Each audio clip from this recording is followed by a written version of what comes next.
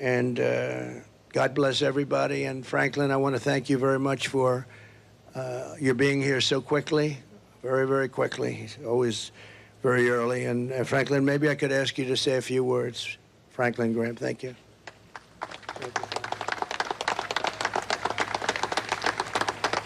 Thank you, Mr. President. This building. Yeah, this is all home territory, whether it's Georgia, North Carolina, Tennessee. Franklin, the Reverend Franklin Graham and Samaritan's Purse always steps in and reaches out to communities that are affected during natural disasters. It's a pretty incredible ministry where he's got a lot of assets to distribute throughout the states and respond. Clearly, he's doing that now. You also see the former president there who had put out on his social media platform that he would be headed to Valdosta, Georgia, where he just asked for a moment of silence for those that had died, and that he, too, is bringing lots of relief materials to the area. Senior White House correspondent Selina Wang joining me now. Also, White House correspondent Mary Alice Parks. She's actually in Las Vegas. Selina, why don't we start with you? Or actually, Mary Alice, you both have been traveling around. Mary Alice, maybe we start with you. You're in Vegas. You've been out on the trail. What do we know about the former president?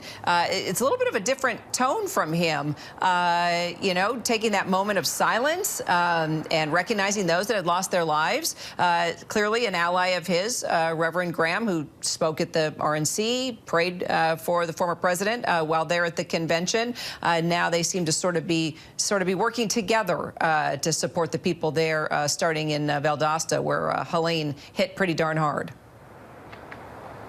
Yeah, Kira, I had the same reaction listening to that, a very different tone, a more somber, subdued tone from the former president, really trying to sound more presidential again, honestly, talking about the first responders, the work they have done, saying they're the best of America, that America is with them. Of course, that the whole country is pulling for the region. So many communities from Georgia up through North Carolina, through Florida, just devastated over the weekend. And the president really wanting to be there, the former president wanting to be there and send his thoughts and prayers and support.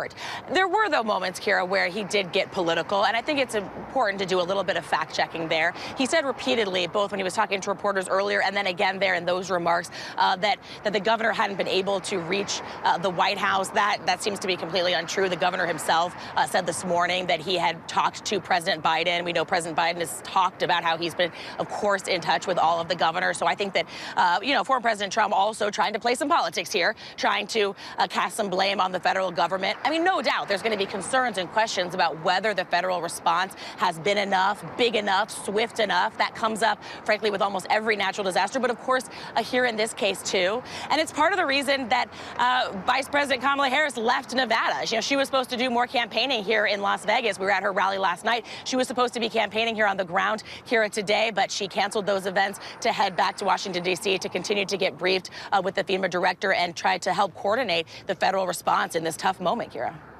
And Selina, let's talk more about what Harris and President Biden have been up to.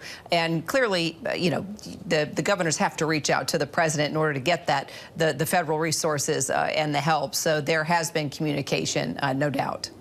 Yeah, exactly. As Mary Alice said, you heard the former president falsely claim multiple times today that the president was unable to get in touch with the governor of Georgia. But the White House has said that the president has spoken on the phone with local leaders, including the governor of Georgia, as well as the governor of North Carolina, and that the president has been coordinating, that he has been responsive to all of this. And then the governor this morning also saying that he spoke to President Biden last night about the hurricane and the response efforts. Now, Trump is clearly using this as an opportunity to go after President Biden, the Biden-Harris administration. But both Harris and the president have said that they are going to visit the hard-hit areas at a time when it's appropriate, when they're not going to be a strain on resources. Because, Kira, we have heard from local officials, including the governor of North Carolina, that right now is not the time for politicians to visit because of all of the security and operation that is involved, that it could negatively impact those rescue, those relief efforts. Now, President Biden has not made clear exactly when he would visit. It could be later this week. But as Mary Alice also said, Vice President Harris cutting her campaign trip in Las Vegas early to come back to Washington to be briefed on the hurricane as well. And President Biden today saying that federal officials would not leave the region until the job is done, and vowing to deploy every available federal resources to the impacted states, and also saying that he immediately approved requests from the impacted states for those emergency declarations. Kira. All right, Selina Wang at the White House for us. Mary Alice Parks there in Las Vegas on the trail following the Harris campaign. We'll stay in close touch with both of you. Thanks, ladies.